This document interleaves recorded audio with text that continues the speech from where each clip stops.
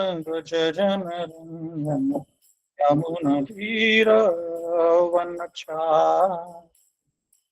यमुनातीरावनचारी राधा माधव जबि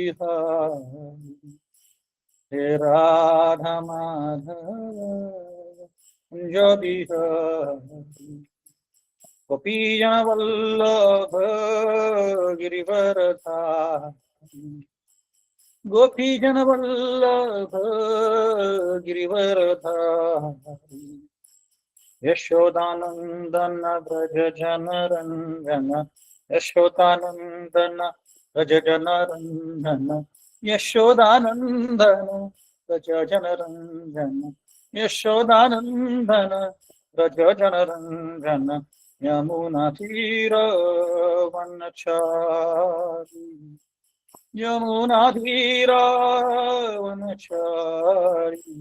हे राधा माधव कुंज बिहारी हे राधा माधव कुंज बिहारी हे राधा माधव कुंज बिहारी हरे कृष्ण कृष्ण कृष्ण हरे हरे हरे राम राम राम हरे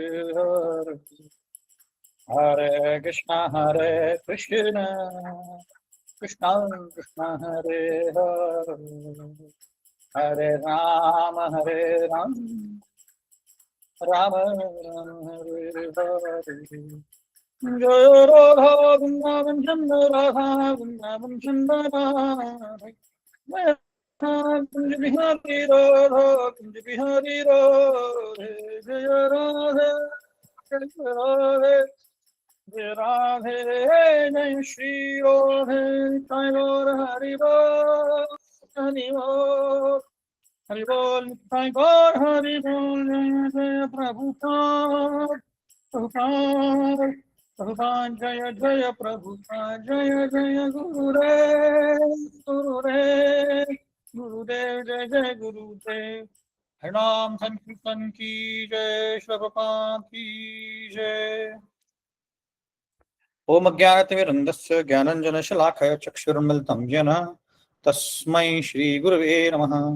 श्रीचैतन्यमनोभीष्टं स्थापितं येन भूतले स्वयं रूप कदा मह्यं ददाति स्वपदान्तिकं वन्देऽहं श्रीगुरु श्रीयुतापदकमलं श्रीगुरुं वैष्णवांश्च श्रीरूपं साग्रजातां सहगण रघुनाथामितं तं सजीवं साद्वैतं सावधूतं परिजन सहितं कृष्ण चैतन्य देवं श्रीराधा कृष्ण पादान् सहगण ललिता श्री विशाखामितांश्च नमो विष्णुपादाय कृष्ण प्रेष्ठाय भूतले श्रीमते भक्तिवेदांत स्वामिनेति नाम नमस्ते सरस्वते देवे गौरवाणी प्रचारणे निर्विशेष शून्यवादी पाश्चात्य देशतारणे जय श्री कृष्ण चैतन्य प्रभु नित्यानंद श्री अद्वैत गदाधर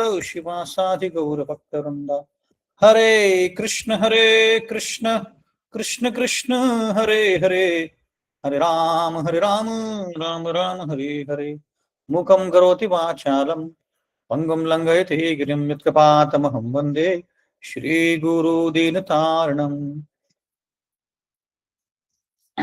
हरे कृष्णा। तो आप सभी का स्वागत है इस रविवार के भगवद गीता कक्षा में। सबको मेरा स्क्रीन दिख रहा है? एक कोई कंफर्म कर सकता है?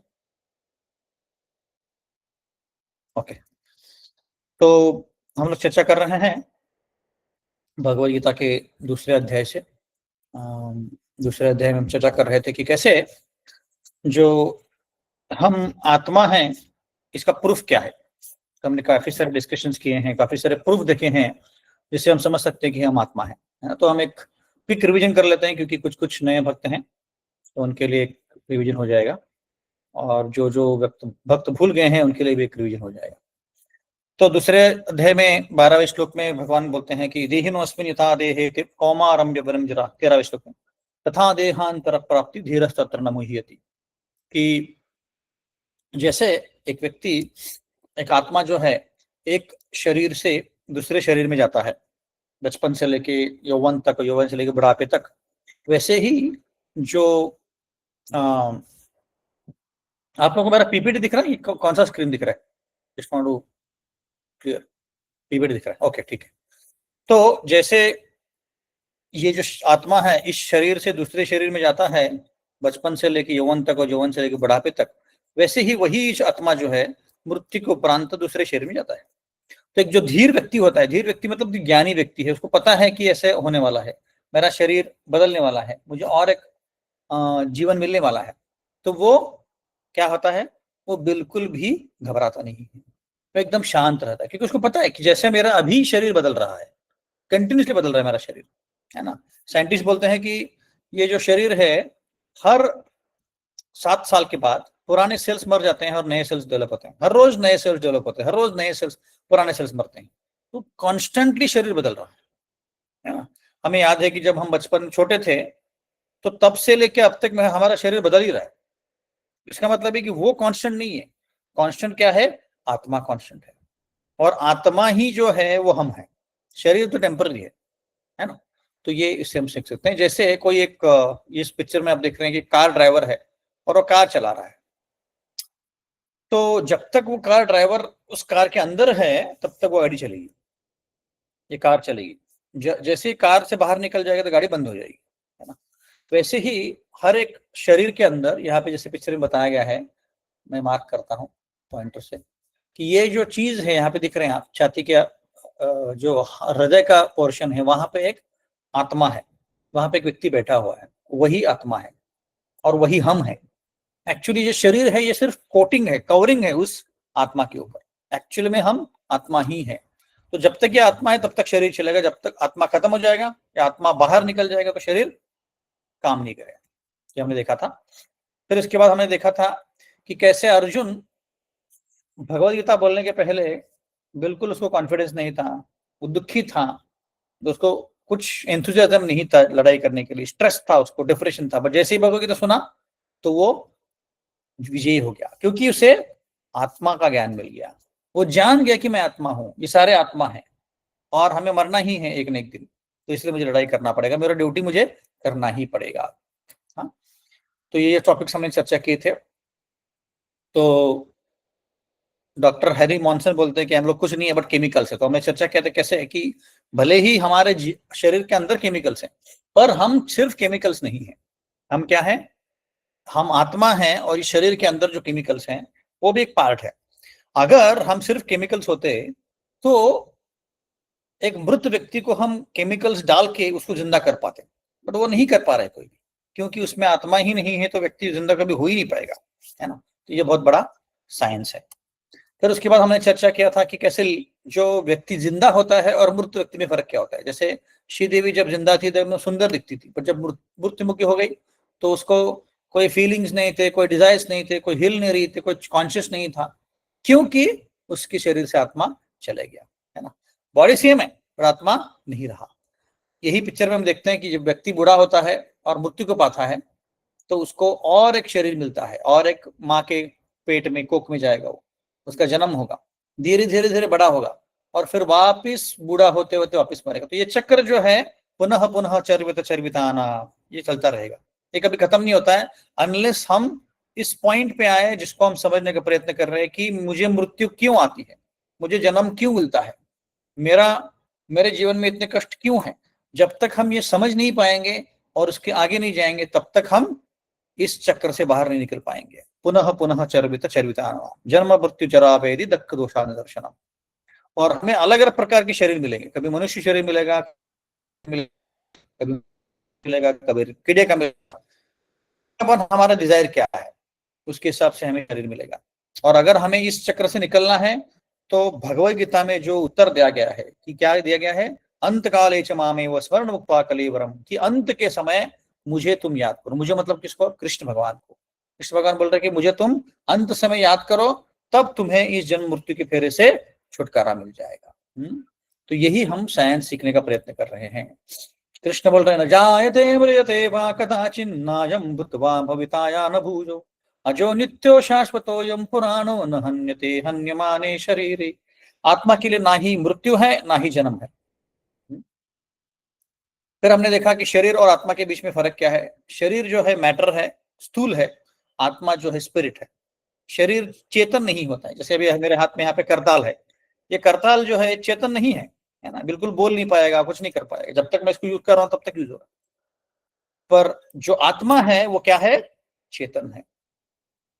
शरीर में बदलाव होते रहते हैं। जैसे हमने चर्चा किया था कि बचपन से लेकर अभी तक मेरे शरीर में बहुत सारे बदलाव हैं, पर आत्मा में कोई बदलाव नहीं होता है। शरीर टेम्पररी है, आत्मा इटर्नल है। शरीर पहले से मृत है, आत्मा पहले से जिंदा है। तो ये हमने चर्चा किया था। जैसे कोई पिंजड़े के अंदर एक पंछी छिपा हुआ है, अटका हुआ है, छिपा नहीं, वैसे ही एक आत्मा इस शरीर के अंदर छिपा हुआ है या अटका हुआ है। छिपा नहीं है, अटका हुआ है, फंस गया है ना। और जैसे कोई व्यक्ति, जैसे ये बूढ़ी व्यक्ति जो है, ये बूढ़ी औरत जो है, वो केज को, इस पिंजड़े को साफ कर रही है, पर उस पक्षी की तरफ ध्यान ही नहीं उसका, इसलिए पक्षी मर गया। वैसे ही हम लोग क्या कर रहे हैं, पूरी जिंदगी भर हम शरीर के लिए सब कुछ करते हैं, है ना। शरीर की देखभाल करते हैं, खाते हैं, पीते हैं, सोते हैं, सब कुछ शरीर की चल रहा है। उसको ब्यूटीफाई करते हैं, बाल सजाते हैं, बाल को सफेद सफेद हो गए तो उसको काले करते हैं, फेस में पता नहीं क्या क्या प्रकार के केमिकल शूट करते हैं, पर आत्मा के लिए कोई कुछ नहीं कर रहा। उसके कारण क्या होता है, व्यक्ति दुखी रहता है। तो फिर हमने साइंटिफिक प्रूफ देखे थे। पहला साइंटिफिक प्रूफ है कॉमन सेंस। कोई भी व्यक्ति जब गुजर जाता है, हम बोलते हैं कि वो चले गए, वो कैलाशवासी हो गए, वो स्वर्गवासी हो गए। वो गए कहाँ, उनका शरीर तो यहीं पे है, इसका मतलब वो आत्मा चले गया। हम कॉमन सेंस लैंग्वेज में भी ऐसे बोलते हैं। फिर चेतना जो है, यहाँ पे हम देख रहे हैं कि एक बूढ़े कपल है, वो एक पार्क में जा रहे हैं, और वो बचपन, जब वो यंग थे तब भी वो पार्क में आए थे, और तब भी उन्होंने एक्सपीरियंस किया था, और उनको याद आ रहा है। पर एक कैमरा को वहां पर रख दिया तो उसको याद, मेमोरी नहीं रहेगी, क्योंकि उसको कॉन्शियसनेस नहीं है।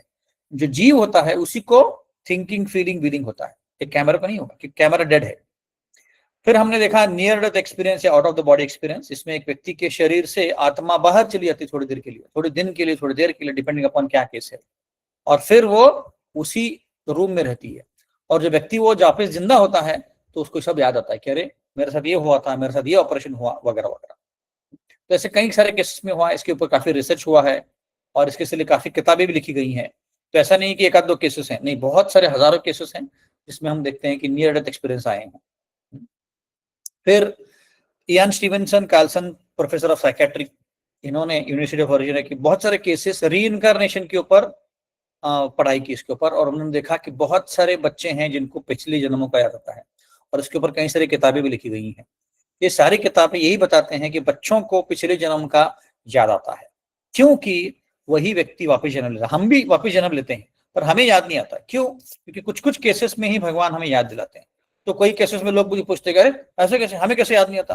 कुछ कुछ लोगों को कैसे याद होता है? भगवान ने हमें मेमोरी देनी चाहिए थी। नहीं, देखिए, भगवान जो भी करते हैं हमारे अच्छा ही भी करते हैं। अगर हमारी मेमोरी होती, है ना, देखिए इसी जन्म में हम इतने सारे लोगों को मिलते हैं, कई बार हमें याद नहीं होता कि इसको कहाँ मिले थे हम, इसका नाम क्या है, भूल जाते हैं हम लोग, है ना। तो और खासकर मैं जब यूथ का प्रचार करता हूँ तो कई बार कॉलेज में आता हूँ तो बहुत सारे लड़के मुझे मिलते हैं, वहां पे क्लासेस देता हूँ मैं। तो उसके बाद कहीं तो आके मंदिर में एक बार पूछते हैं कि हरे कृष्णा प्रभु जी, तो मुझे याद नहीं आता कि किसको कहाँ देखा है। तो इसी जन्म का याद करना इतना मुश्किल है। पिछले जन्मों का कितने सारे जन्म लिए, में करोड़ों करोड़ जन्म लिए हैं, वो याद आएगा तो हम जी नहीं पाएंगे, बहुत मुश्किल होगा हमारे लिए जीना। तो इसीलिए भगवान क्या करते हैं, कुछ कुछ केसेस में, 5-10% केसेस में ही ऐसे एग्जाम्पल डाल देते हैं हमारे लिए, एक प्रूफ रखते हैं भगवान की भाई देखो री इनकारनेशन होता है, इसका मतलब है तुम्हें वापस जन्म लेना है, इसका मतलब सोल होता है। और हमने 2 उदाहरण देखे थे, फाइटर पायलट का और एक लड़की का। फाइटर पायलट के मैंने वीडियो डाल दिया यूट्यूब पे, जिसको नहीं मिला है मुझे मैसेज डाल दीजिए, वापस में डाल दूंगा। और एक बाबू जी, एक ये पूछना था कि रीइंकारनेशन का ये भी प्रूफ हो सकता है ना कि अगर कोई ब्लाइंड पैदा हुआ है, हाँ, ठीक है, तो क्यों ब्लाइंड हुआ है? बाकी लोग तो देख सकते हैं दोनों आंखों से, ये क्यों नहीं देख रहा है? करेक्ट करेक्ट, बराबर, अच्छा एग्जांपल है। क्योंकि जैसे कई सारे केसेस में होता है कि व्यक्ति कभी कभी अंधा पैदा होता है, कभी कभी उसके हाथ नहीं होते, पैर नहीं होते, या बहुत कुछ होता है, तो उसी व्यक्ति को अच्छा सदस्य क्यों हो रहा है ना? बाकी को तो अच्छा शरीर मिला है, उसको क्यों नहीं मिल रहा है? क्योंकि उसने भी पिछले जन्म में कुछ कर्म किए हैं और उसके कारण उसको उसको भुगतना पड़ रहा है ना? यही उदाहरण मैं दे रहा था पिछली बार कि कोई अंबानी के घर में, बिरला टाटा के घर में पैदा होता है और कोई अपने साधारण घर में पैदा होता है। ये भेदभाव क्यों है ना? ऐसे क्यों नहीं सब लोग क्योंकि टाटा के? ये मेरा खुद का केस है, मैं बताना चाहती हूँ ये क्योंकि बताइए। मेरा फेथ क्यों स्ट्रांग हो रहा है इतना। क्योंकि मेरे राइट आई में बाय बर्थ विजन ही नहीं है, सिर्फ अच्छा। लेफ्ट आई में है। अच्छा। तो इससे मेरा फेथ स्ट्रांग हो रहा है कि क्यों मेरे साथ ही क्यों ऐसे हुआ। बाकी लोग तो दोनों आंखों से देख सकते हैं, मैं सिर्फ लेफ्ट आई से क्यों देख पा रही हूँ ऐसे। हाँ, करेक्ट करेक्ट, बराबर है ना? तो हमारे जीवन में भी हम कुछ बहिष्कारी से एग्जाम्पल देख सकते हैं कि हमारे साथ ऐसे क्यों हो रहा है, क्योंकि हमने पिछले जन्मों में कुछ कर्म किए हैं, उसके अनुसार हमें मिल रहा है, अच्छे कर्म बुरे कर्म जो भी हो, है ना? पर वो पॉइंट नहीं है। पॉइंट ये है कि हमने पिछले जन्म में कुछ किया है, उसके अनुसार हमें इस जन्म में भी जन्म मिल रहा है, हमारा शरीर जो भी मिला है उसके हिसाब से मिला है। हाँ, तो तो वो एक दिस इज द प्रूफ ना कि रीइंकार्नेशन हुआ है। Of correct course I have did something in the past which I do not correct remember, correct but that doesn't mean कि हुआ नहीं रीइंकार्नेशन, राइट? करेक्ट। कुछ तो पिछले जन्म में हुआ है, that's why I am suffering right now. Yes correct. Yes, बराबर। हाँ, तो बेसिकली ये एक प्रूफ है, इसकी इससे भी हम समझ सकते हैं कि पिछले जन्म में कुछ किया है इसलिए इस जन्म में हुआ है। अदरवाइज रैंडमली कैसे ऐसा जन्म मिल सकता है?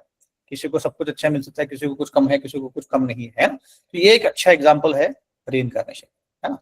उसके बाद फोबियाज करके एक आता है। तो कहीं आपको आपको पता होगा कि कई बच्चों को, कई बूढ़ों को भी, कई बड़ों को भी कुछ कुछ फोबियाज होते हैं। किसी को पानी का फोबिया होता है, किसी को नाइफ का फोबिया होता है, किसी को वेपन्स का फोबिया होता है, किसी को हाइट का फोबिया होता है, किसी का डार्कनेस का फोबिया होता है।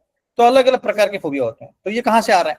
पिछले जन्मों के कुछ कर्मों के अनुसार हो रहा है। किसी ने किसी को मार दिया तो उस व्यक्ति के दिमाग में मतलब चित्त में, चित्त जो होता है ये सटल होता है, सूक्ष्म होता है। जैसे हमने इसी सेक्शन में देखा था कि लास्ट में जाके कि 3 प्रकार के शरीर हैं हमारे, आत्मा, स्थूल शरीर और सूक्ष्म शरीर। तो स्थूल शरीर मतलब जो हम बाहर देख रहे हैं, हम देखेंगे उसके बाद। पर सूक्ष्म शरीर जो मन है, उसके अंदर वो इंप्रेशन बैठ जाता है ना?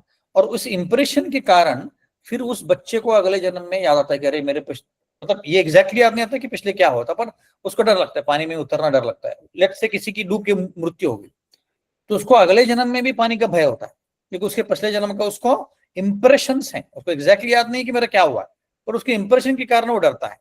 मेरा एक फ्रेंड है जो कभी भी प्लेन में एंटर नहीं किया उसने, फ्लाइट में एंटर नहीं किया उसने, क्योंकि उसको ऊंचाई का डर है, हाइट का डर है। पिछले जन्म में कुछ उसके साथ हुआ होगा, ऊंचाई से गिर गया होगा या एक्सीडेंट हो गया होगा या पता नहीं क्या हुआ, पर वो ऊंचाई से बहुत डरता है। तो ये फोबियाज कहाँ से आ रहे हैं? ये भी पिछले जन्म से आ रहे हैं। कुछ ना कुछ हुआ होगा पिछले जन्म में, उसके कारण हमारे इस जन्म के इंप्रेशन बन जाते हैं, है ना? जैसे मैं अपना उदाहरण दे रहा था कि हम लोग फ्रेंड्स ऐसे मस्ती कर रहे थे, तो मेरे ऊपर 4-5 लोग ऐसे लेट गए थे मस्ती करने के लिए, है ना? तो मुझे ऐसा सफोकेशन जैसा लग रहा था, तो मुझे वो बिल्कुल बर्दाश्त नहीं होता है। या कभी कभी क्या होता है कि कोई गुफा में जाता है, हम लोग कभी कभी मंदिर के दर्शन के लिए जाते हैं, तो गुफा होती है, तो गुफा का एक दरवाजा तो होता है या जो भी होता है वो ओपनिंग, वो एकदम छोटा सा होता है और पूरा अंधेरा होता है। तो उस चीज का मुझे डर लगता है कि अरे यहाँ पे कहीं मैं अटक गया, सफोकेट हो गया, तो हो सकता है कि पिछले जन्म में या उसके पिछले जन्म में सफोकेशन से मैं मर गया हूँ, जो भी है। इसका मतलब है कि ये सारी जो मेंटल कंडीशनिंग है हमारी, है ना? जैसे एक माता जी हैं, न्यूजीलैंड में हम लोग जब थे, तो वो क्राउड में उसको बिल्कुल पसंद नहीं जाना, है ना? बहुत सारे लोग रहेंगे तो वो बिल्कुल पसंद नहीं करती है। तो मुंबई लोकल में कभी जा ही नहीं पाएंगे क्योंकि इतना क्राउड होता है वहां पे, तो उनको बिल्कुल पसंद नहीं, वो जा ही नहीं सकते वहां पे। इसका मतलब है कि कुछ तो हुआ है पिछले जन्म में, उसके कारण ये हो रहा है। तो ये हमने काफी विस्तार में चर्चा किया था। उसके बाद हमने ट्विंस के बारे में चर्चा किया था कि जब कोई ट्विंस होते हैं तो दोनों ही जो बच्चे हैं एक ही माँ से एक ही पिता से आ रहे हैं, दिखते भी मोर और सेम होते हैं, पर उनके टेम्परामेंट्स अलग होते हैं, उनके जो नसीब अलग होता है, उनका जो बिहेवियर अलग होता है, सब कुछ अलग होता है। सिर्फ दिखना एक ही चीज सेम होता है, पर बाकी सब अलग होता है। ऐसे कैसे? अगर एक ही माँ से आ रहे हैं, एक ही पिता से आ रहे हैं, तो दोनों का बिहेवियर, बाकी सब नसीब, सब कुछ अलग क्यों है? क्योंकि दो अलग अलग जीव हैं, दोनों के अलग अलग नसीब हैं। उनका कोइंसिडेंटली बोल सकते हैं, पर प्लान के हिसाब से एक ही माँ के पेट में आए हैं, पर नसीब टोटली अलग है ना? तो ये हो गया ट्विंस के बारे में। तो हमने ये वाला केस देखा था जिनको वीडियो नहीं मिल रहा मुझे बताइए, मैं वापस डाल दूंगा यूट्यूब में, व्हाट्सएप में, ठीक है। तो ये भी केस हमने देखा था शुक्ला गुप्ता का। तो ये सारे केसेस हम यही पॉइंट करते हैं कि एक्चुअली हम आत्मा हैं, हमें वापस जन्म मिलता है, और उसके कारण ही हमें ये जन्म मृत्यु जरा व्याधि के दुखों को भुगतना पड़ता है। तो भगवत गीता का आंसर क्या है कि इस जन्म मृत्यु से ही बाहर निकल जाओ, और वो कैसे निकलना है हमें अगले अध्याय में देखने वाले हैं।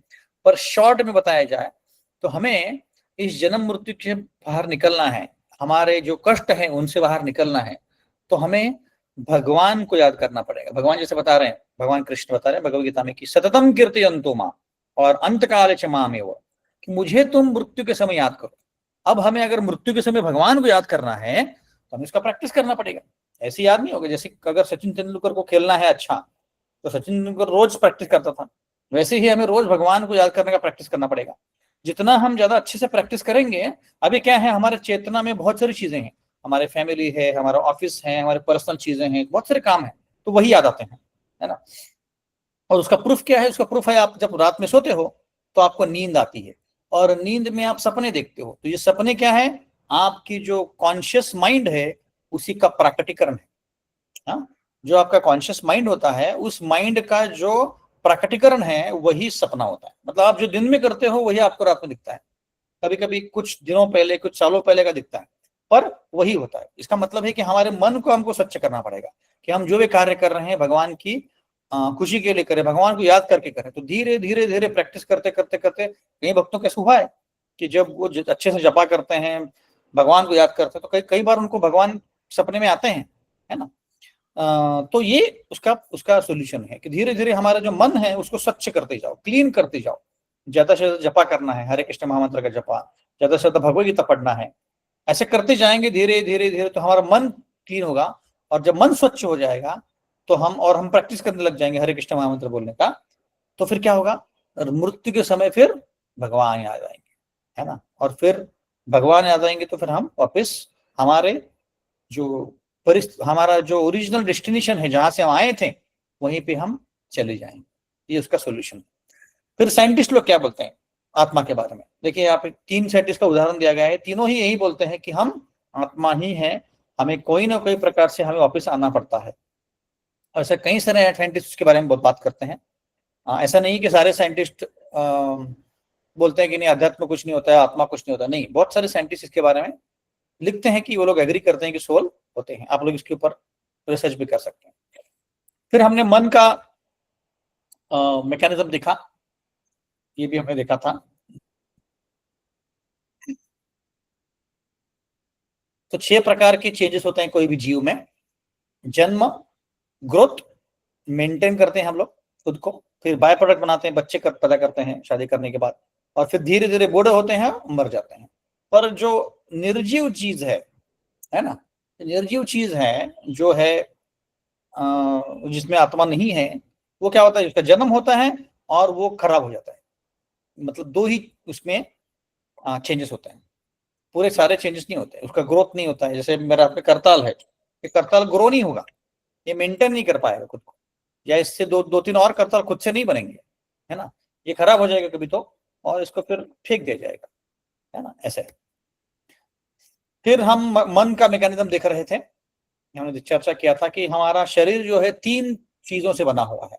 एक है जो स्थूल शरीर जो हमें दिखता है बाहर से, वो बना है अर्थ, वाटर, फायर, एयर, ईथर, भूमि, रापो, नल, वायु।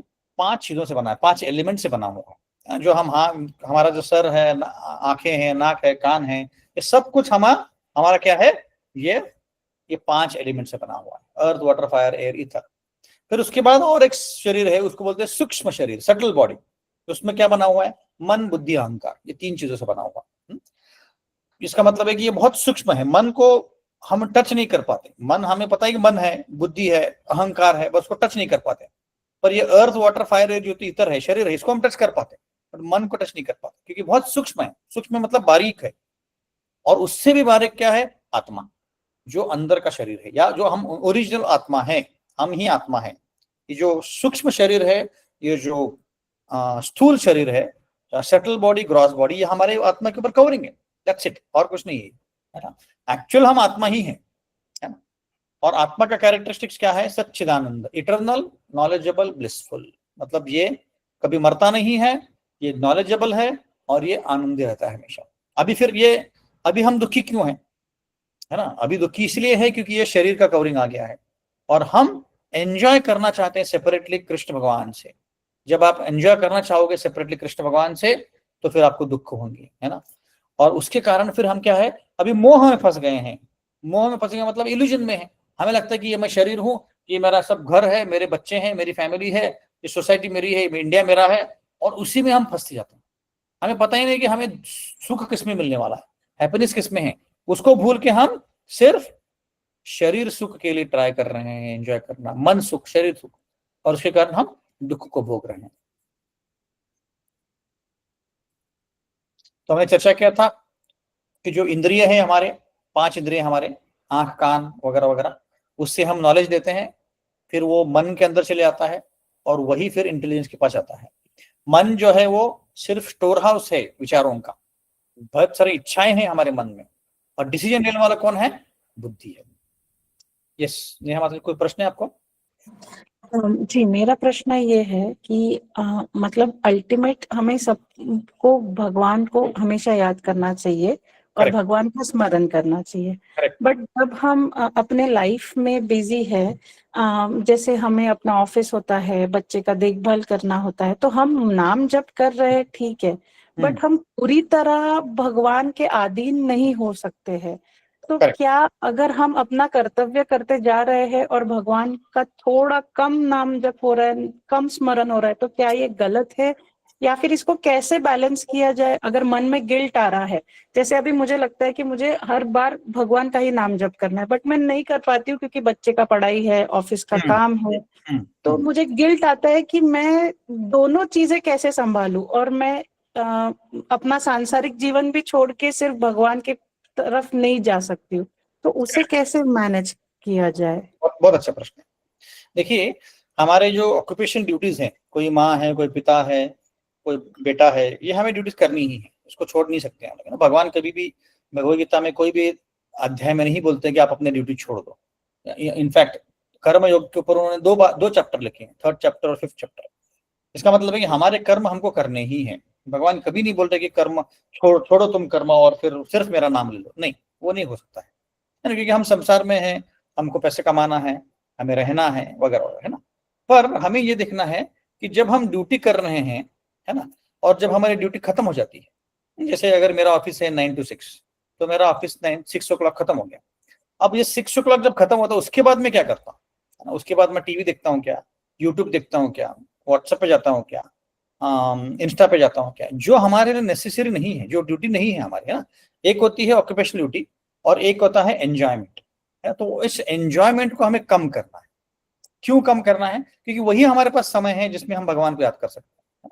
जैसे जो भक्त बहुत दिनों से जुड़े हैं, वो 16 माला करते हैं, मतलब 16 बार एक माला लेके 108 बार करते हैं, है ना। तो वो ये जो जप है, इससे 2 घंटा लगता है, 1.5 से 2 घंटा। तो धीरे धीरे हम क्या कर रहे हैं, प्रैक्टिस करना। तो जब मैंने चालू किया था 2008-9 में जपा करना, तो मेरे लिए एक माला करना भी बहुत कठिन था। मुझे लगता था कि 10 मिनट एक जगह बैठ के जपा करना है, अरे अरे अरे बहुत मुश्किल है। पर धीरे धीरे, और मुझे लगता था कि समय नहीं मेरे पास, कहाँ समय है मेरे पास, मैं तो इतना बिजी हूँ ऑफिस में। और तब मैं इंग्लैंड में था, यूके में था, तो मैं रोज ऑफिस जाता था, घर में बीवी थी, बच्चे थे, अभी भी है, सब ड्यूटीज थी। पर धीरे धीरे धीरे जैसे हमने हमारे जो एक्स्ट्रा चीजें हैं, जो एंजॉयमेंट की चीजें हैं, उसको दूर किया, तो हमारे पास समय बच गया। और भगवान समय देते हैं, है ना, क्योंकि जैसे बोलते भगवद गीता में भगवान खुद ही बोल रहे कालोस्मी, कि मैं ही समय हूं। तो अगर हम भगवान को प्रार्थना करें कि मुझे और ज्यादा जपा करना है, जैसे कोई 2 माला कर रहा है ना, तो हम भगवान को प्रार्थना कर सकते हैं कि मुझे 4 माला करना है, मुझे समय दे दीजिए। तो भगवान आपको ऑटोमेटिकली आपके लिए समय बना देंगे, है ना। फिर 4 माला से मुझे 8 माला जाना है, भगवान वापस ऑटोमेटिकली समय बना देंगे। तो ये समय की बात है, ये पहला पॉइंट हो गया। तो आपको और समय निकाल सकते हैं धीरे धीरे धीरे। ये नहीं बोल रहा हूं मैं कि एक ही दिन में 2 घंटा करना, नहीं, धीरे धीरे धीरे आप समय को खुद को बढ़ाइए, है ना। तो पहले मैं, जैसे मैं बता रहा हूँ, 2008 में मैं सिर्फ 10 मिनट देता था, अभी मैं जपा करने के लिए 2 घंटा देता हूँ, और फिर पढ़ाई आधा घंटा करता हूँ, आधा घंटा भगवान का सुनता हूँ, भगवद गीता के बारे में। इसलिए बेसिकली 10 मिनट का फिर अभी 3-4 घंटा हो गया दिन में, और निकल जाता है टाइम, क्योंकि हमारे पास घर पे टीवी नहीं है, हम मूवीज नहीं देखते हैं जनरली, है ना, या जनरली मैं इतने यूट्यूब पे नहीं जाता हूँ जितना जाना चाहिए, या जितना जुड़ जाते हैं। तो इसका मतलब क्या, हम लोग 24 घंटों में से कुछ समय हम निकाल सकते हैं। ये एक पॉइंट हो गया। दूसरा पॉइंट है कि अभी तुरंत ये नहीं होने वाला है कि हमें भगवान हमेशा याद होंगे, नहीं होगा वैसे, क्योंकि हमें प्रैक्टिस नहीं है। तो जैसे हमारी ड्यूटी चल रही है, तो ड्यूटी को हमें निभाना है कि मेरी ड्यूटी है, मैं सिर्फ ड्यूटी करके कर रही हूँ, और बैक ऑफ द माइंड क्या होना चाहिए कि मैं भगवान कृष्ण के लिए ड्यूटी कर रही हूँ, कि मुझे मेरा जो बेटा है या बेटी है, ये भगवान की दया से मेरे पास आए हैं, और मुझे उनका I have to take care of them. इसका मतलब है कि मैं उनको संभाल रहा हूँ, है ना। ये एक्चुअली में मेरा बेटे बेटे नहीं है, क्योंकि हम लोग सब आत्मा है ना। तो ये इस जीवन में मेरा बेटी है, ये मेरा बेटा है, तो मैं ड्यूटी कर रही हूँ। बट मेरा ओरिजिनल पर्पस क्या है जीवन का? मेरा ओरिजिनल पर्पस है कि मैं भक्ति करूं और भगवान को अंत समय याद करूं। तो मेरा ओरिजिनल पर्पस वो है। जैसे अर्जुन भी जब युद्ध कर रहे थे रणभूमि पे, तो वो युद्ध कर रहे थे तो भगवान को याद नहीं कर रहे थे कि भगवान, अब भगवान के पीछे बैठे थे कृष्ण भगवान, तो उनको उनकी तरफ नहीं देख रहे थे, वो तो युद्ध कर रहे थे। पर वो जो भी 18 दिन युद्ध किया उन्होंने, तो किसके लिए किया? कृष्ण के लिए, क्योंकि कृष्ण ने बोला था कि तुमको युद्ध करना पड़ेगा। तो इसका मतलब है कि हमारी जो चेतना है, उस चेतना को बदलना है कि मुझे किस लिए करना है भक्ति, मुझे किस लिए आत्मा ये करना है। वो सेकंड पॉइंट हो गया, है ना। तीसरा पॉइंट ये है कि धीरे धीरे धीरे जब हम प्रैक्टिस करते जाएंगे और हमारे जो ड्यूटीज खत्म होंगे, जैसे हमारी बेटी है, बेटा है, उसकी शादी हो जाएगी, तो उनका जीवन जिएंगे, तो हम थोड़ा सा रिटायरमेंट की तरफ जाएंगे 50, 55, 60 में, है ना, जब बच्चों की शादी हो जाएगी। अब क्या है, मैं और मेरी पत्नी या मैं और मेरा पति, तो तब हमारे पास बहुत समय रहेगा, है ना, हमारे पास दिन भर समय रहेगा, और ड्यूटीज थोड़े होंगी। अभी क्या है, हमारे पास मे बी ऑफिस का ड्यूटी है, घर का ड्यूटी है, तो हमारे पास 1 ही घंटा बचता है, तो 1 घंटे को यूटिलाइज करना है और धीरे धीरे उसको बढ़ाना है। तो जब हमारा रिटायरमेंट का समय आएगा 50, 55, 60, जब भी रिटायर होंगे, तो हमारे पास ज्यादा समय रहेगा, क्योंकि ऑफिस भी खत्म हो गया होगा, बच्चों की शादी भी हो गई होगी। अभी क्या करना है, तब आपको स्पीड पकड़ना है। तो इसलिए शास्त्रों में आप देखेंगे तो 4 वर्णों का के एक्सप्रेशन दिया गया है, या 4 आश्रम का, सॉरी वर्ण नहीं, 4 आश्रम का। कौन सा? ब्रह्मचर्य, गृहस्थ, वानप्रस्थ और संन्यास। तो ब्रह्मचर्य में क्या है कि आपको सीखना है, पढ़ाई करनी है। पहले के जमाने में गुरुकुल में जाते थे, बच्चे पढ़ते थे।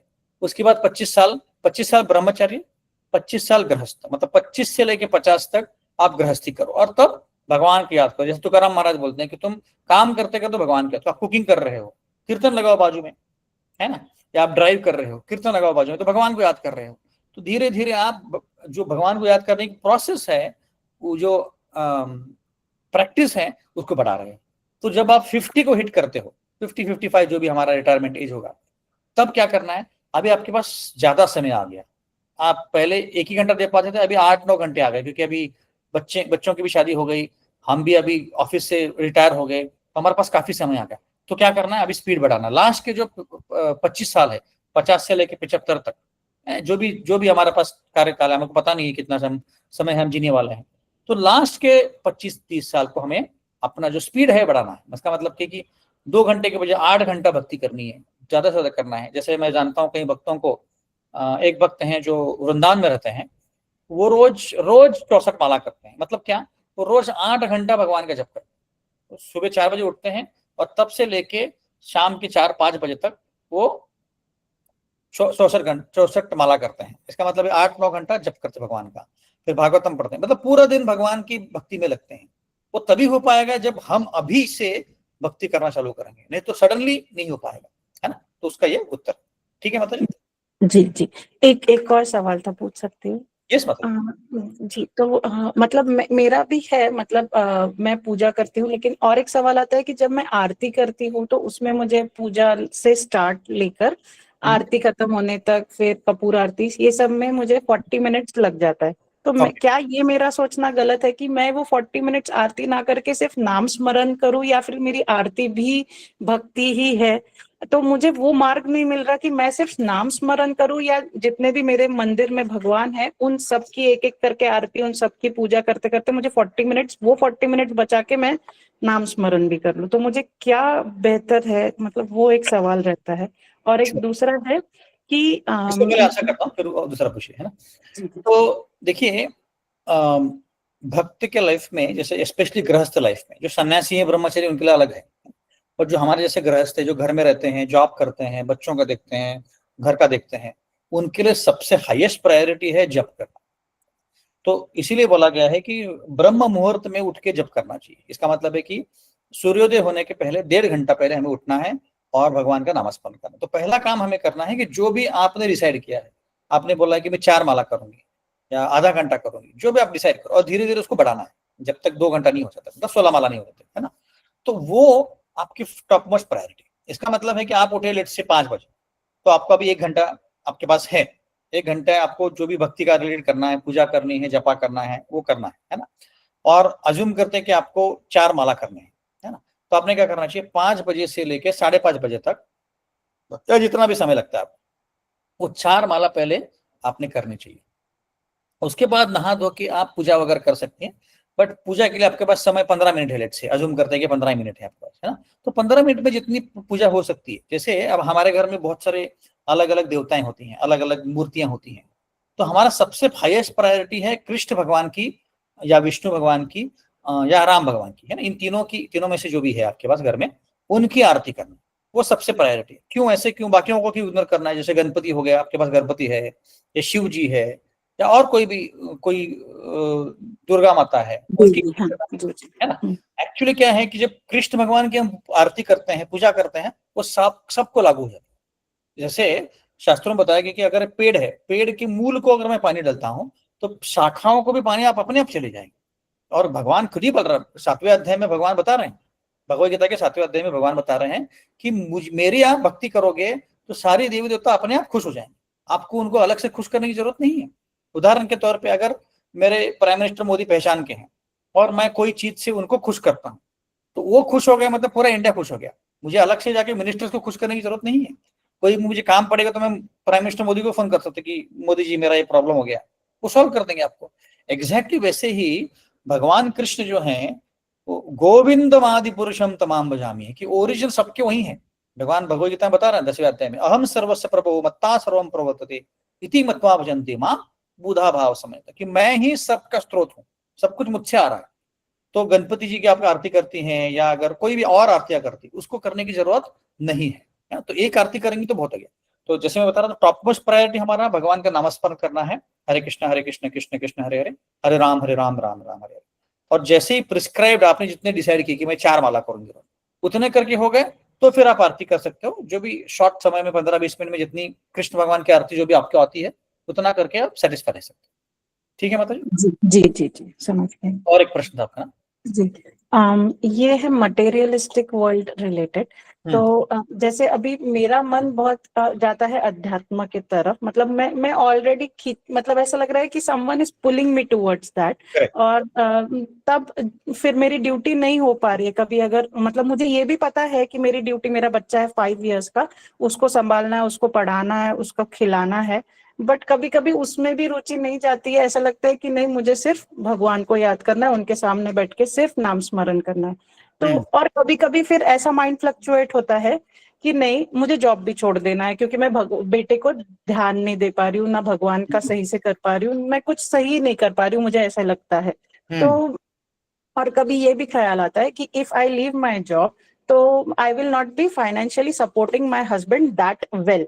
तो मेरी ड्यूटी है एज ए मदर बच्चे को भी संभालना, हस्बैंड को फाइनेंशियली भी सपोर्ट करना, और नाम स्मरण भगवान को भी हमेशा याद करते रखना।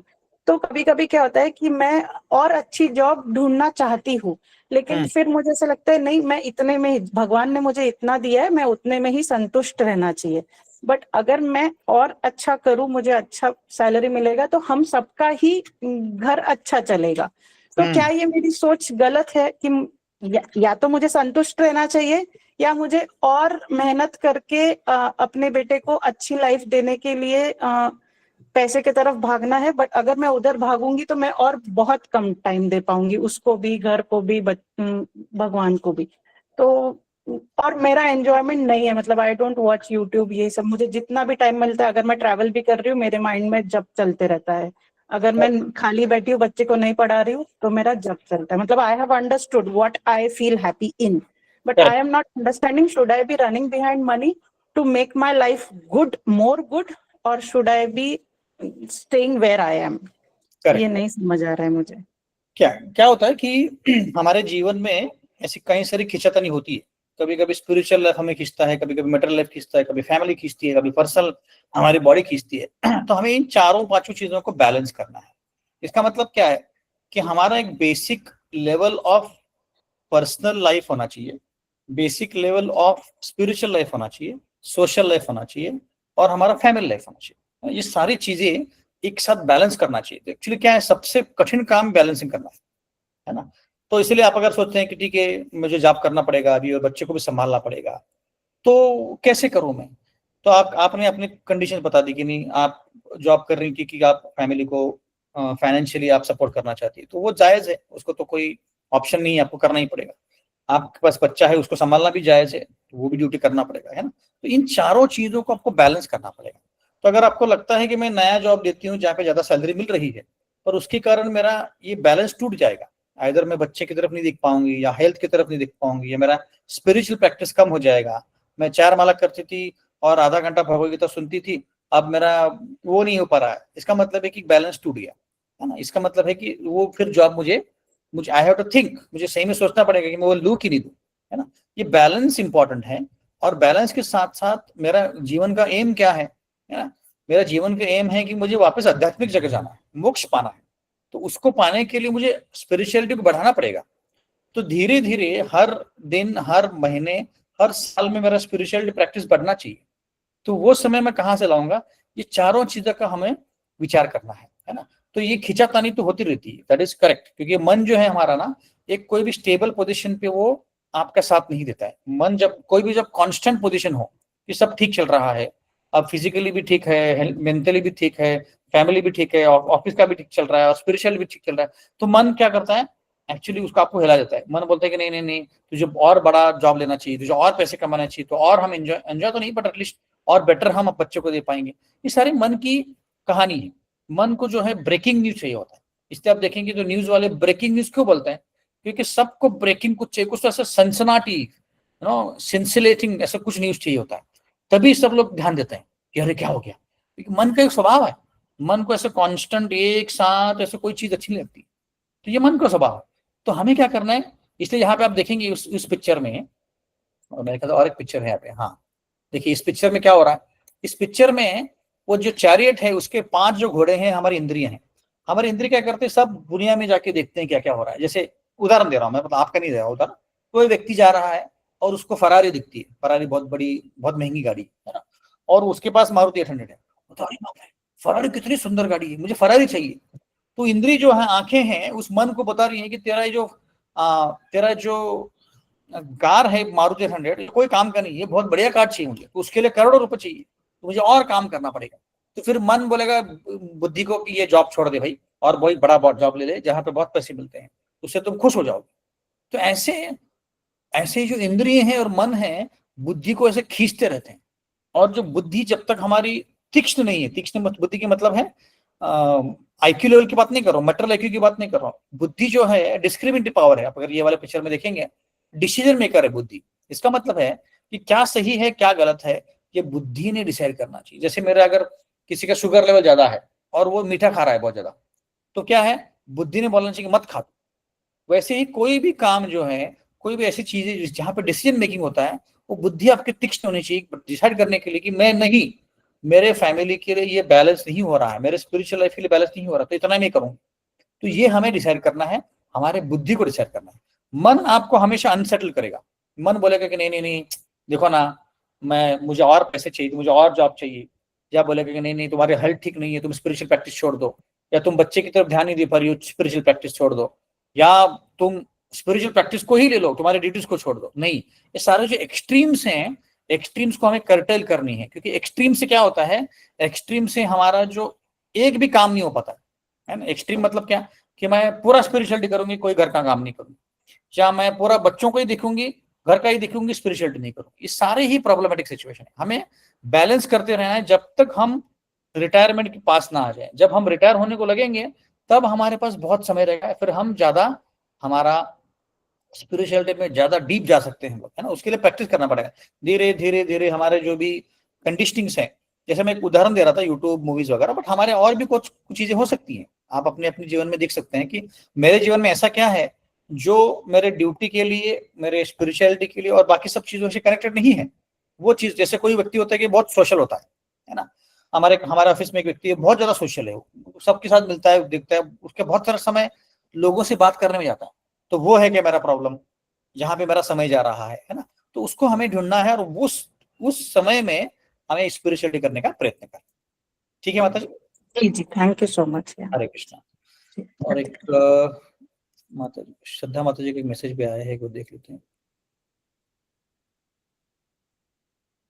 तो हाँ। मतलब मेरा ऐसे था कि I will earn more money, फिर बाद में आई विल डू भक्ति, ऐसे था मेरा पहले। Correct correct. तो ऐसे सिचुएशन में क्या करना चाहिए कि जॉब पहले करूँ, फिर पैसे आएंगे तो भगवान को अच्छे से टाइम दूंगी, ऐसे था।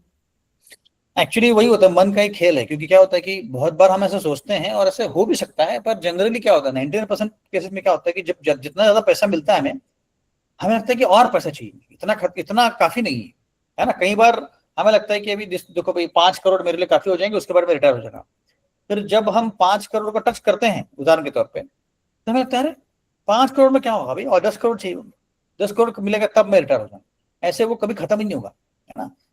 ग्रीड नहीं है ये, डिजायर है ये कि मुझे और पैसा चाहिए ताकि मैं भक्ति कर पाऊं, ऐसा नहीं है। एक्चुअली भक्ति जो है कोई भी सर्कमस्टांस में, कोई भी परिस्थिति में कर सकता है व्यक्ति, गरीब हो, अमीर हो, बहुत बिजी हो, बिल्कुल बिजी नहीं हो, कोई भी समय में कर सकता है ना। तो हमें अभी जैसे हैं, क्योंकि एक्चुअली क्या है आगे का हमें पता नहीं है, किसी को नहीं पता कि हमारी मृत्यु कब आने वाली, कोई नहीं बोल सकता। परीक्षित महाराज को 7 दिन 7 रात मिले थे, हमारे को 7 मिनट का भी वार्निंग मिल गया तो ये बहुत है। इसका मतलब है कि हमें पता नहीं कि कल क्या आने वाला। तो आज जितना समय मिल रहा है उतना भक्ति में एकदम इंटेंसिफाई कर लो भक्ति, मतलब एकदम तीव्रता से के साथ भक्ति कर पाए ऐसे। ठीक है, ओके। अर्चना मतलब आपका हाथ ऊपर है, कुछ प्रश्न पूछना है आपको? अर्चना निडगुंज, ओके, तो गलती से हाथ ऊपर हो। ओके, तो आगे बढ़ते हैं। तो यहाँ पे हम देख रहे हैं कि ये 5 इंद्रियां हैं, और 5 इंद्रियों के समान मन जो है उसको खींच रहा है, और मन को बुद्धि खींच रही है, और बुद्धि को आत्मा खींच रहा है। तो हमारा जो बुद्धि है उसको तीक्ष्ण करना है। इसका मतलब है कि जितना ज्यादा हम भगवद गीता पढ़ेंगे, जितना ज्यादा जपा करेंगे, जितना ज्यादा क्लासेस को सुनेंगे, उतना ज्यादा हमारा जो बुद्धि है हमारे आत्मा की तरफ, मतलब हमारे मोक्ष की तरफ जाएगा। नहीं तो हम क्या करेंगे, भौतिक दुनिया में फंसते रहेंगे कि अरे नहीं ये भी प्रॉब्लम है, वो भी प्रॉब्लम है, इसको भी सॉल्व करो, उसको भी सॉल्व करो, हमारे सोशल लाइफ है उसको उसमें भी टाइम दो। फिर प्रायोरिटी कहाँ है आपका मोक्ष के लिए? जितना हम ज्यादा प्रायोरिटी देंगे भक्ति में, उतना ज्यादा आपको समय मिलेगा और जितनी जल्दी छूट पाएंगे। नहीं तो अभी एक्चुअली बोला गया है कि कलयुग की शुरुआत है, 5000 साल हुए कलयुग में, और इसको बोलते हैं गोल्डन पीरियड। मतलब क्या कि, और कलयुग है 4,32,000 सालों का, उसमें से सिर्फ 5,000 खत्म हुए हैं, और जो एक्चुअल कलयुग है अभी आना ही है। इसका मतलब है जो बुरा समय है अभी तो आया ही नहीं, अभी तो गोल्डन पीरियड चल रहा है। इसका मतलब है कि आगे जाके हम कैसे भक्ति करेंगे, कितने टाइम में मिलेगा, कोई गारंटी नहीं। ऐसे बोला भागवत में लिखा गया है कि आगे जाके 20 साल तक भी वो व्यक्ति जिएगा तो बोलेंगे अरे बाप रे 20 साल जी ले इसने। इसका मतलब है कि उम्र कम होने वाली, उम्र कम होगी, हाइट कम होगा, हमारे हेल्थ कम होगी, सब कुछ कम होने वाला है। तो उसमें भक्ति करना बहुत मुश्किल होगा। तो आगे जाके क्या होगा कोई पता नहीं। इसलिए आज के समय में जितना हमें समय मिल रहा है उतना समय भगवान की भक्ति में लगा। ये हमारा उत्तर है। ओके, तो ये हमने चर्चा किया था। तो मन को हमें अपना फ्रेंड बनाना है, उसको कंट्रोल करना है बुद्धि की तरह। जितना अनकंट्रोल रहेगा उतना वो आपका दुश्मन बन जाएगा। जैसे कोई चाकू होता है, चाकू आपका फ्रेंड नहीं होता है। चाकू अच्छा है बुरा नहीं होता है। चाकू क्या होता है, चाकू जैसा यूज करे, इसका मतलब है कि अगर वो ऑपरेशन करने के लिए कोई डॉक्टर यूज करे तो अच्छा है, कोई चोर किसी को धमकाने के लिए यूज करे वो बुरा है। ऐसे गार्बेज इन गार्बेज आउट। हमारे मन में अगर गार्बेज डालेंगे, कोई भी मूवीज का या बाहर की दुनिया का, पॉलिटिक्स का, इधर उधर का हम डालेंगे तो हमारे मन से गार्बेज निकलेगा। और अच्छी चीज डालेंगे तो अच्छा निकलेगा। ऐसे तो जो हम बुक्स पढ़ते हैं, जो मूवीज देखते हैं, जो म्यूजिक सुनते हैं, जैसे मित्र होते हैं हमारे, वैसे ही हमारा जो कंडीशनिंग है होता है ना।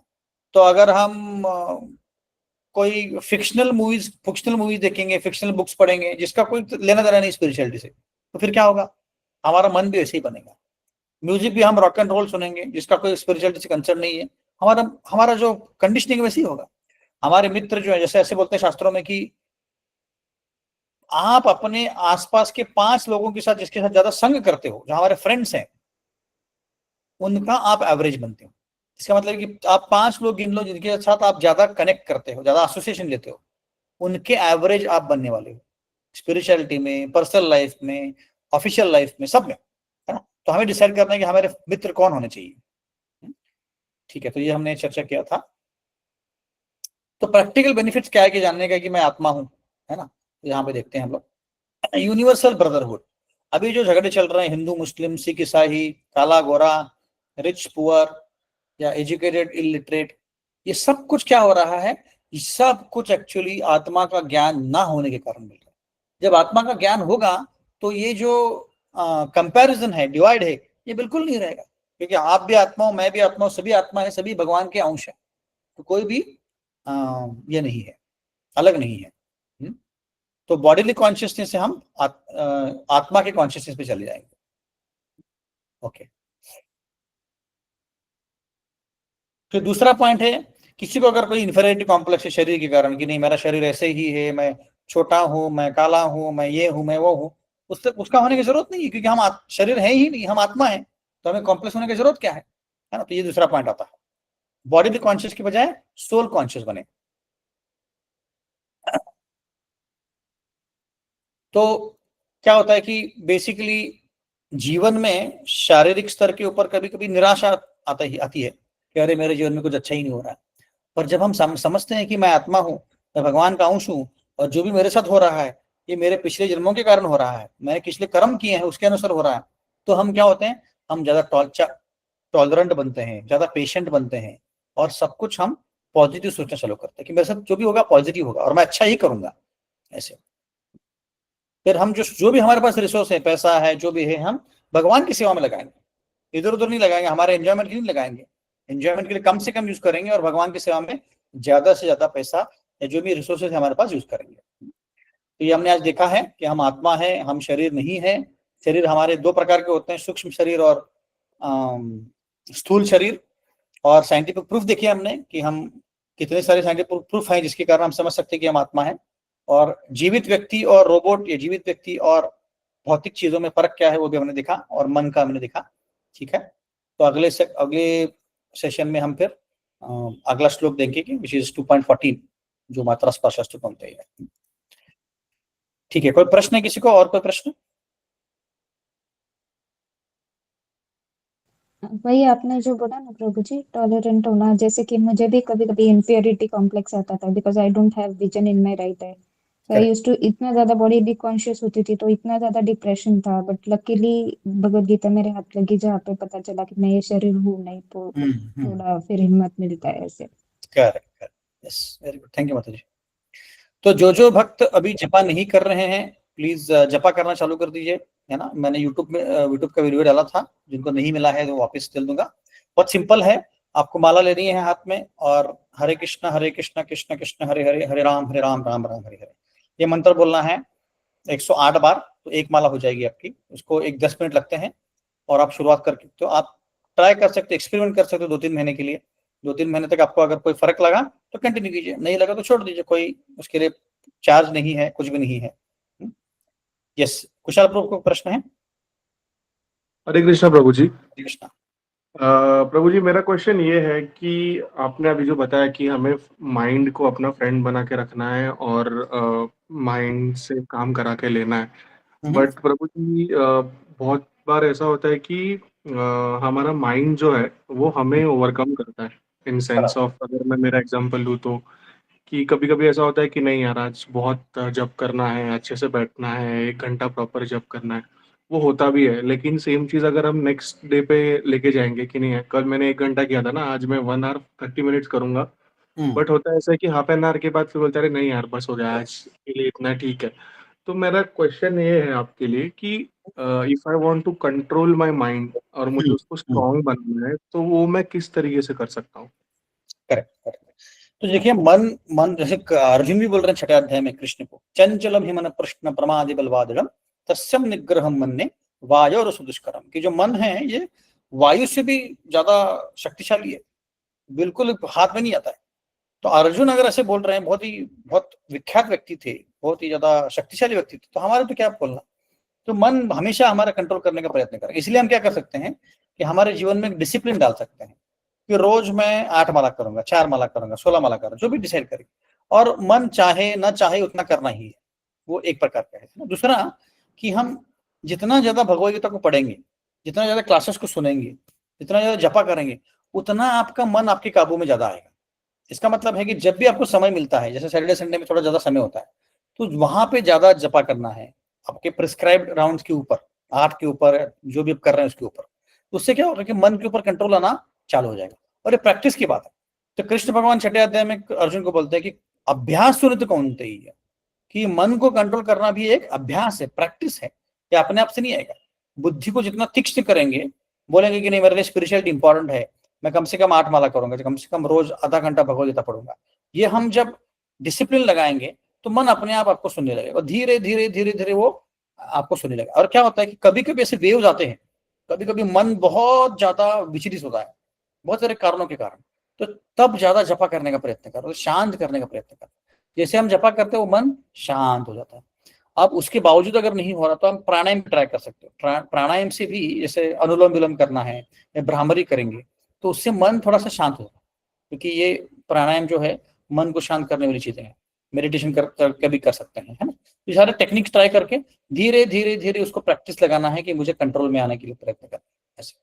ठीक है, ठीक है प्रभु जी। प्रभु जी, मेरा जस्ट लास्ट क्वेश्चन था यस कि अभी बोल रहे हैं कि टॉलरेंट हो जाओ, लेकिन हम अगर द्रौपदी का केस देखते हैं, तभी तो भगवान ने उनको नहीं बोला ठीक है तुम्हारा वस्त्र हरण हो रहा है तो तुम टॉलरेंट हो जाओ। भगवान ने आके उनकी रक्षा की, राइट। तो Correct. किस चीज में कितना हद तक टॉलरेट करना है उसका भी एक लिमिट होना चाहिए ना। समबडी इज डूइंग रेप और समथिंग, तो हम क्या टॉलरेट कैसे कर सकते हैं ना वो। करेक्ट। देखिए टॉलरेंस का मतलब क्या है कि टॉलरेंस का मतलब ये नहीं कि हम अपने आप को क्या बोल सकते हैं इसको, एक्सप्लॉइट करने का परमिशन दे सबको, नहीं।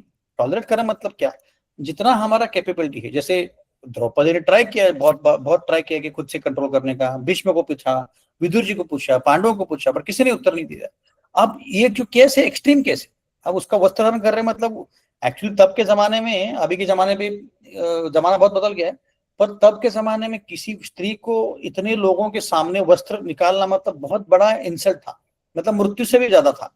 तो वो केस क्या था कि वो एक basically it was a very extreme case for her, कि मेरा अभी तो मैं इस टॉलरेंस कर नहीं सकती हूँ, है ना। तो हमारा एक टॉलरेंट पॉइंट होता है, हम डिसाइड कर सकते हैं। डिसाइड कर सकते हैं मतलब कि हमारा जो चेतना है, हमारा जो कॉन्शियसनेस है, उसके हिसाब से हमारा डिसाइड होता है। फॉर एग्जाम्पल, अगर कोई आप बस में बैठे हो और कोई आपको अगर परेशान कर रहा है, कुछ बोल रहा है, तो हम टॉलरेट कर सकते हैं। बट वही व्यक्ति आप आकर अगर कुछ फिजिकल अब्यूज करने का प्रयत्न कर रहा है, तो हम बिल्कुल टॉलरेट नहीं करना चाहिए, उसको वापस चाटा मारना चाहिए। वही व्यक्ति आपका कोई पर्स है चुरा रहा है या कोई भी चीज चुरा रहा है, तो वो हम टॉलरेट नहीं कर सकते। तो हर एक चीज का जो होता है टॉलरेट करने का लिमिट होता है सबका, तो वो लिमिट हम ड्रॉ कर सकते हैं, बाउंड्री, कि इतना ही मैं टॉलरेट कर सकती हूँ या कर सकता हूँ, क्योंकि मेरा इतना ही कैपेसिटी है अभी, है ना। वैसे देखा, देखो टॉलरेट करना तो सब कुछ कर सकते हैं। जैसे तुकाराम महाराज तो सब कुछ टॉलरेट करते थे। जो एकनाथ थे, संत एकनाथ थे, तो वो बहुत कुछ टॉलरेट करते, क्योंकि ये लोग क्या है, संत लोग हैं, इनका टॉलरेंस लेवल ज्यादा होता है। पर हमारा एक लिमिट होता है, क्योंकि हम लोग क्या है कि हम लोग साधक हैं, तो हमारा एक tolerance level we can decide, इतना ही मैं टॉलरेट कर सकती हूँ, उसके आगे जाएगी तो आई टेक एक्शन। तो that tolerance level will be decided by our spiritual practice.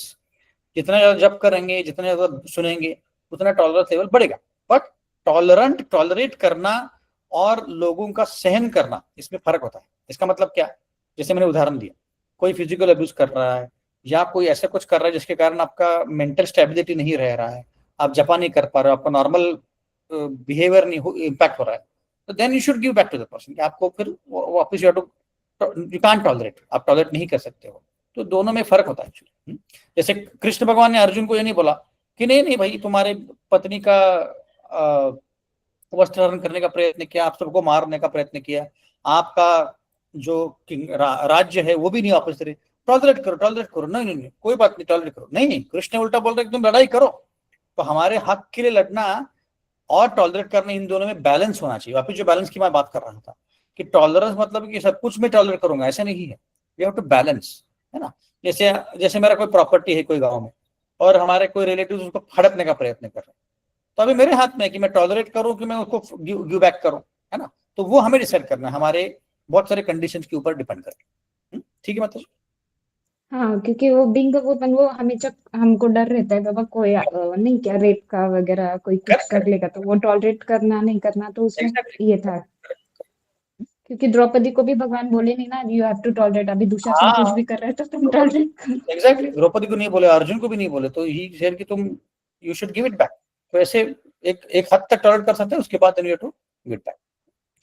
ठीक थैंक है। You Prabhu ji for Hare clarifying it. Hare Krishna. 2 minute Prabhu की। जी लास्ट लास्ट क्वेश्चन है। Yes yes. प्रभु जी बहुत बार ऐसा होता है कि मतलब ये पहले भी डिस्कस हो चुका है कि हम लोग ऑफिस में रहते हैं, तो इट इज़ नॉट पॉसिबल कि हम 24 आवर्स हम लोग जपा कर सके।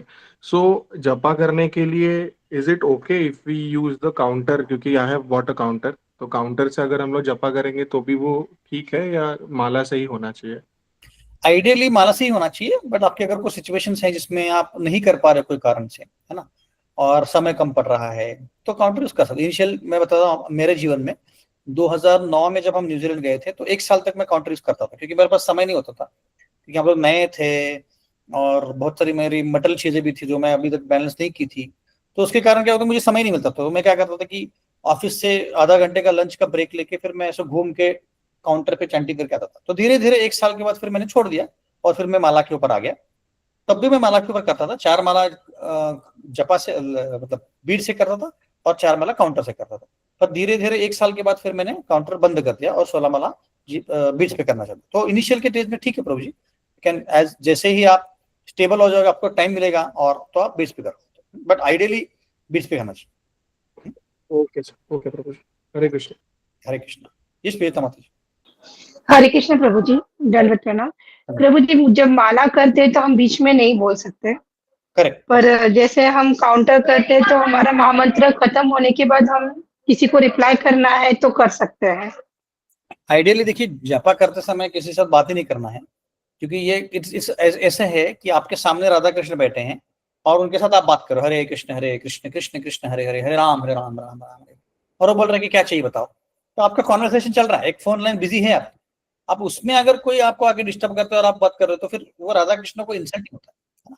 तो आइडियली हमने नहीं करना चाहिए। बट अगर कोई इमरजेंसी सिचुएशन है, आप घर में कुकिंग कर रहे हो या कुछ और है सिचुएशन जहाँ पे बच्चे कुछ मांग रहे हैं, तो तब के केस में रिप्लाई कर सकते हैं। बट हम ट्राई कर सकते हैं कि जब कोई उठा नहीं हो, सुबह सुबह जल्दी उठ के जपा करें, ताकि कोई डिस्टर्ब ना करे, ताकि आपकी माला ब्रेक ना हो, आइडियली ऐसे। ठीक है।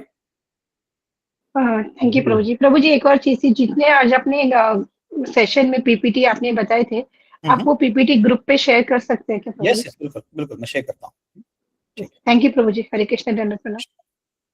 यस हरे सचिन। कृष्ण। यस प्रभु जी, मेरा सवाल ये है कि प्रभु जी ये जप करने में मुझे पहले एक माला जप करने में 7 मिनट लगता था, लेकिन अभी प्रभु जी उसका टाइम बढ़ गया, 8:30 हो गया है। तो अच्छा, उसके कारण वो पूरा 2 घंटे के ऊपर जा रहा है मेरा। तो इस मतलब ये क्यों हो रहा है प्रभु जी ऐसा? उसको आप मॉनिटर कर सकते हो कि बहुत ज्यादा स्लो तो नहीं हो रहा है, आपका ध्यान इधर उधर। कभी कभी क्या होता है कि हम लोग ऐसे जपा करते हैं, फिर मन मन कहीं ट्रांस में चला जाता है, कुछ और बहुत ही चीज सोच रहा है, तो उसके बाद क्या होता है कि जपा नहीं हो रहा है, आप सिर्फ देख रहे हो इधर उधर। या कभी कभी धीरे होता है, या मन में बहुत सारे विचार आने के बाद भी क्या होता है कि ध्यान नहीं रहता, तो फिर मन धीरे धीरे हरे कृष्ण ऐसे ऐसे ऐसे ऐसे करके मन घूमता रहता है ना।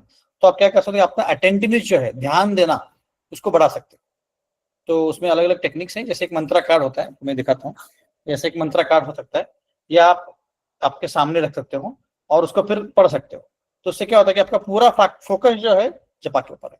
तो जब पूरा फोकस हम जपा के ऊपर करते हैं, तो फिर हमारा जो समय है, एग्जैक्ट समय आपको 6-7 मिनट लगेंगे।